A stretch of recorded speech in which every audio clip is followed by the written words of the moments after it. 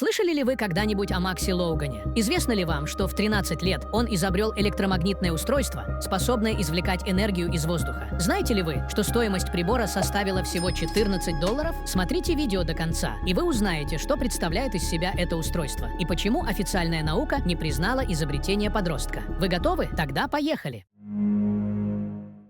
Макс Лоуган, родившийся 14 ноября 2002 года в Сан-Франциско, уже в юном возрасте продемонстрировал выдающиеся способности в области науки. В 2016 году 13-летний подросток заявил о создании устройства, способного извлекать энергию буквально из воздуха. По словам Макса, это изобретение стоило всего $14 и позволяло преобразовывать электромагнитную энергию в электричество. Демонстрируя свое творение, он смог зажечь гирлянду светодиодов, что вызвало широкий резонанс среди общественности и СМИ. Мальчик был приглашен на различные молодежные форумы, включая Global Youth Summit и ECO SXSW, где его идеи обсуждались и получали высокую оценку. Многие начали сравнивать его с великим Николой Теслой, видя в нем будущего гения инженерии. Тем не менее, вскоре интерес к устройству Макса угас, и дальнейшая судьба его изобретений осталась неизвестной. Сегодня мало что известно о жизни Макса Лоугана. После всплеска популярности он вернулся к обычной жизни, вероятно, продолжая свои научные изыскания вдали от общественного внимания. Насколько известно, Макс увлекается чтением, писательством, путешествием и спортом, особенно баскетболом. У него есть домашнее животное – собака, которую он очень любит. Несмотря на то, что его изобретение не получило широкого признания в научных кругах, история Макса остается вдохновляющим примером для многих молодых людей, стремящихся изменить мир через науку и технологии. Сейчас Макс обучается в Массачусетском технологическом институте, так что, вероятно, это еще не последняя новость, связанная с ним.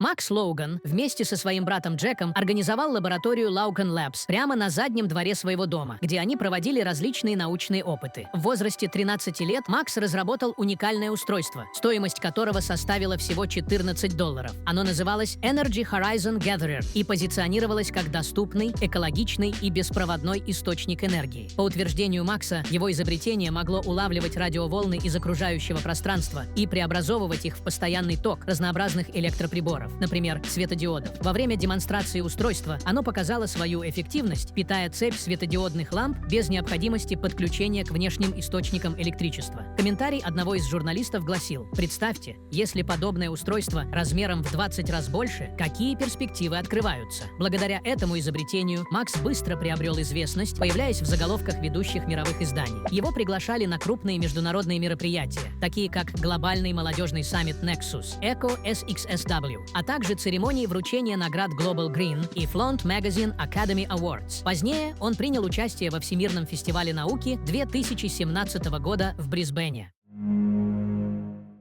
В 2017 году в интернете появилось видео от Макса, в котором он обсуждает потенциальное разрушение Вселенной силами ЦЕРНа, что вызвало широкий резонанс. Что представляет собой ЦЕРН? ЦЕРН является Европейской организацией по ядерным исследованиям, самой крупной лабораторией физики элементарных частиц в мире, расположенной на стыке границ Франции и Швейцарии. Основная деятельность ученых здесь заключается в ускорении частиц до скоростей, близких к световым, и последующем их столкновении ради изучения их взаимодействия. Отыскались ли мы в параллельной Вселенной?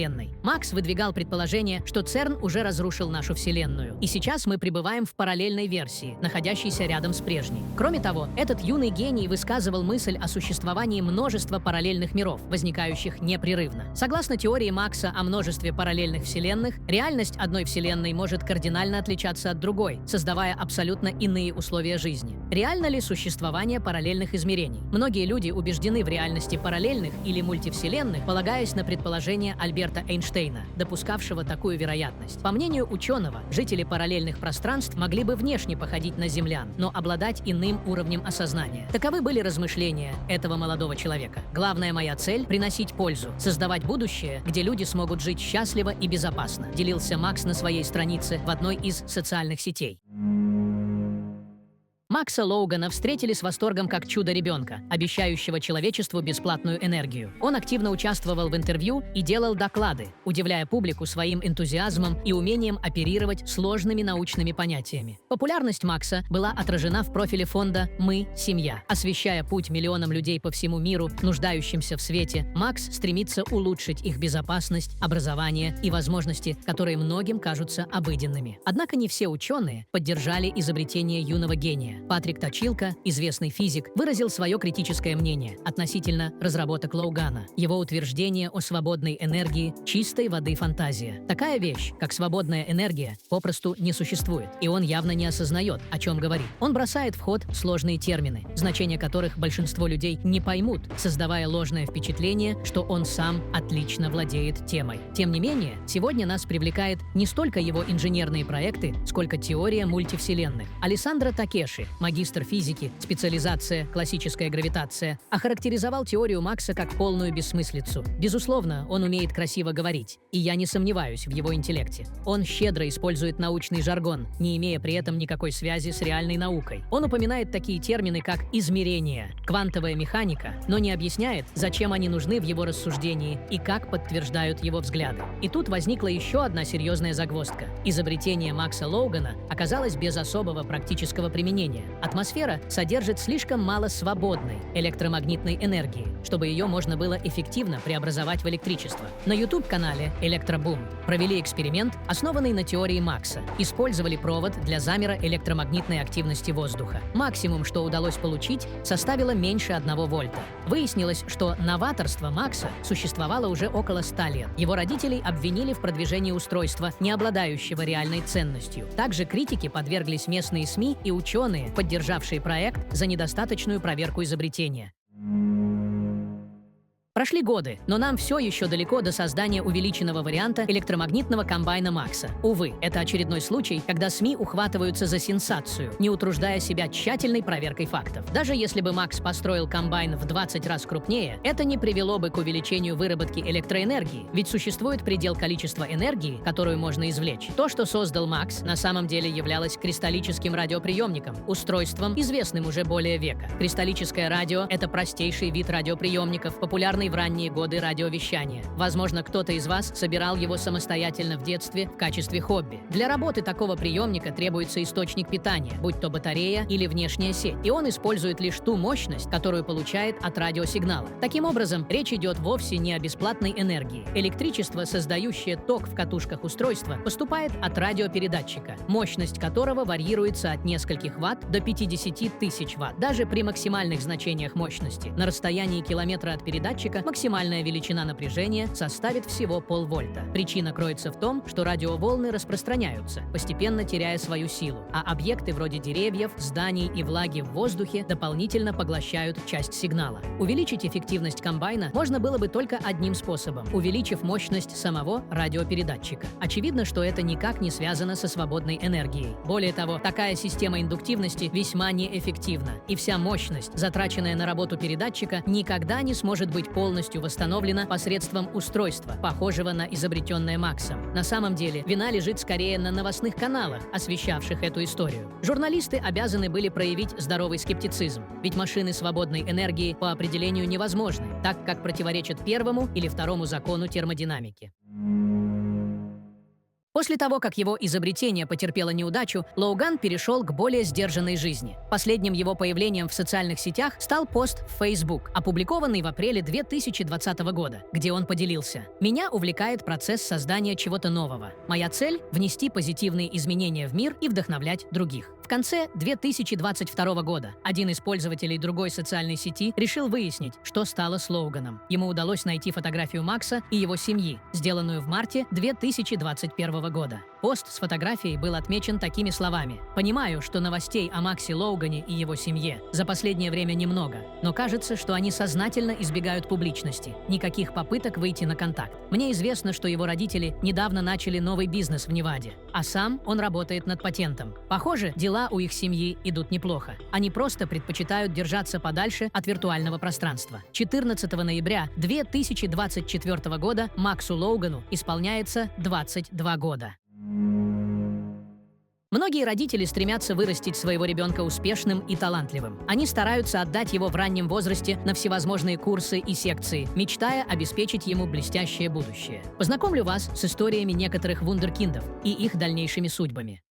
Ким Ун Йон. Коэффициент интеллекта Кима достигает отметки 210. В 5 лет он уже бегло говорил на 4 языках – корейском, английском, французском и японском, а также с легкостью решал дифференциальные уравнения. Все это он показал в прямом эфире японской телепередачи. 3 года спустя Ким уже трудился в НАСА, однако спустя десятилетия он ушел оттуда, считая свою жизнь там рутинной. «Я только ел, спал и выполнял задания, не понимая, что делаю. Я чувствовал себя ужасно одиноким», признался позже Ким. Вернувшись в Сеул, он переключился на изучение гражданского строительства, защитил докторскую диссертацию и выбрал карьеру преподавателя. Некоторые считают, что он потерял свой потенциал и упустил шанс стать одним из самых влиятельных людей планеты. Но мало кто знает, что Ким просто хотел жить обыкновенной жизнью. Акрит Ясвал. 7-летний индиец Акрит провел свою первую хирургическую операцию, восстановив подвижность пальцев руки у соседской девочки, которая пострадала от ожогов. Через пару лет он стал студентом медицинского вуза. В 2024 году Акриту исполнился 31 год, и он по-прежнему целиком погружен в медицину. Его мечта – создать лекарство, способное излечивать рак. Павел Коноплев, вундеркинд советской эпохи, уже в 3-летнем возрасте умел считать и читать. В 6-летнем возрасте он овладел логарифмами. Несмотря на высокие интеллектуальные способности, в начальной школе Павел часто получал низкие оценки из-за конфликта с учительницей, которая считала его поведение высокомерным. Однако уже в 4 классе он стал круглым отличником. В 14 лет Павел принимал участие в создании первого российского компьютера, а его научные труды печатались в журнале «Наука и жизнь». Год спустя он поступил в МГУ. Молодой ученый был увлечен наукой, но не забывал и о социальной жизни. Он любил общаться с людьми старшего возраста и проявлял большой интерес к общественной деятельности. В 18 лет Павел даже стал депутатом. Однако его жизнь омрачалась проблемами со здоровьем. Начиная с 19 лет он находился под наблюдением психиатра, которому приходилось регулярно назначать ему лекарства. В возрасте 29 лет Павел скончался в больнице. Андрей Хлопин в 10-летнем возрасте вошел в Книгу рекордов Гиннесса. В 2007 году он выдвинул 3 научные гипотезы в области астрономии. Позже Андрей сменил направление интересов и окончил юридический факультет. По его словам, статус рекордсмена помогает ему в общении с девушками, делая его в их глазах умнее. Анжела и Диана Князевы, родившиеся в 1986 и 1987 годах, соответственно, закончили школу всего за 5 лет. В 10 и 11-летнем возрасте они поступили в финансовую академию при правительстве России, которую успешно завершили за 3 года вместо стандартных 5. Затем девушки с отличием окончили юридический факультет и продолжили обучение в Стэнфорде, получив там докторские степени. Сейчас сестры проживают в США и работают преподавателями в университете Нью-Йорка. Когда Джейкобу Барнетту было всего 2 года, врачи диагностировали у него легкую форму аутизма, затрудняющую концентрацию и социальную адаптацию. Благодаря поддержке родителей мальчик сумел преодолеть трудности, связанные с болезнью, и в 14 лет поступил в университет штата Индианы, выбрав для изучения математику и физику. Будучи самым младшим студентом, Джейкоб не только успевал получать отличные оценки, но и помогал решать задачи своим сокурсникам и аспирантам. За успехи руководство университета предложило ему занять оплачиваемую должность сотрудника. В свободное время Джейкоб исследует теорию относительности Эйнштейна и разрабатывает собственную концепцию формирования Вселенной. В 10 лет Флинн МакГарри впервые взялся за приготовление пищи, недовольный навыками своей матери. К 11 годам он увлекся чтением кулинарных книг и устраивал домашние ужины для родных и друзей. В 13 лет Флинн начал стажировку в ресторанах. В 16 лет он открыл собственное заведение на 12 посадочных мест на Манхэттене, где уже более 6 лет предлагает блюда американской кухни по авторским рецептам. Помимо этого, Флинн часто появляется на кулинарных телешоу, а пресса называет его Джастином Бибером кулинарии. В 11 лет школьница из Чикаго Тави Гевинсон прославилась, создав блог о моде под названием The Style Rookie. Сегодня это популярный онлайн-журнал, привлекающий внимание не только подростков, но и взрослых. Тави всегда выделялась бунтарскими взглядами и экспериментами в моде, смешивая необычные принты, ткани и фасоны. Вскоре ее заметило глянцевое издание, и девочка начала посещать недели моды в Париже и Нью-Йорке, давая интервью и оценивая дизайнерские коллекции. Сейчас Тави пробует себя в театре и выступает на Бродвее. Быть гением не всегда бывает радостно, особенно когда речь идет о родительских амбициях. Будем надеяться, что Макс Лоуган еще порадует нас открытиями. Друзья, а у меня есть для вас интересное предложение. У вас есть уникальная возможность стать частью нашей команды. Если вы владеете навыками видеомонтажа, можете озвучивать ролики на русском, английском и других языках, или же пишите интересные сценарии. Мы будем рады с вами поработать. Пишите в нашего телеграм-бота. Ссылка в описании. А на сегодня это все. Всем пока.